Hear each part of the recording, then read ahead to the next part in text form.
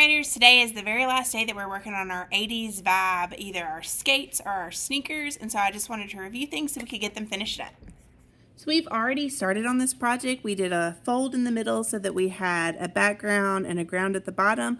We used the quick stick paint sticks to draw some sort of line pattern for the wall, and the spray bottles of marker water to do the splatter at the bottom of our paper. And then we were using scrap paper from the scrap paper buckets, and we were cutting out triangle shapes that we sprinkled in the background, kind of like confetti.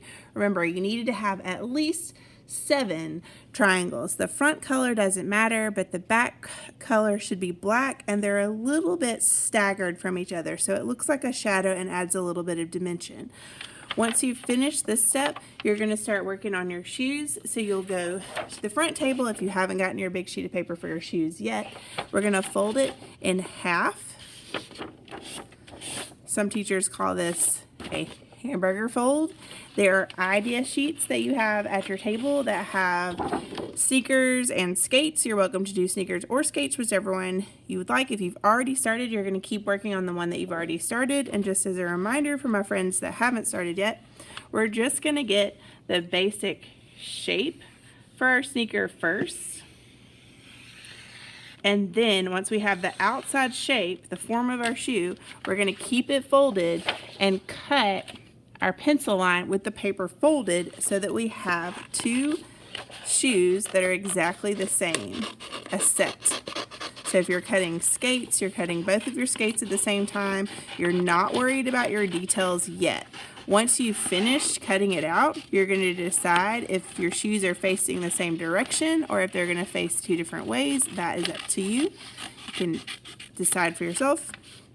And we're going to use our pencil to add details to our sneakers. So I could have one going up and down, I could flip this one this way, and whatever I draw on one, so if I draw the sole here, I'm going to match it on the other. You can do brands, you can do laces, you could have buckles or straps. Those little details are up to you. When you're finished drawing details with pencil, you're going to outline your details with a Sharpie marker, and then you can add color with either markers or crayons. I personally think it looks best if you have a little bit of both. So I'm going to flip to my finished one and review my steps. I have the 7 or more triangles staggered in the background. I drew my shoes, and what I drew on one, I matched on the other.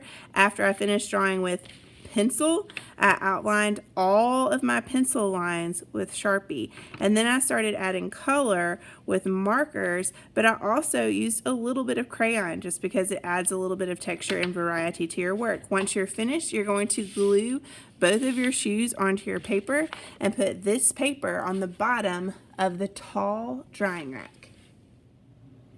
Finished artwork is going to go on the bottom of the tall drying rack, so you're going to put it in the first empty space at the bottom and work your way to the top, and then you can free draw. So you'll walk to the free draw section.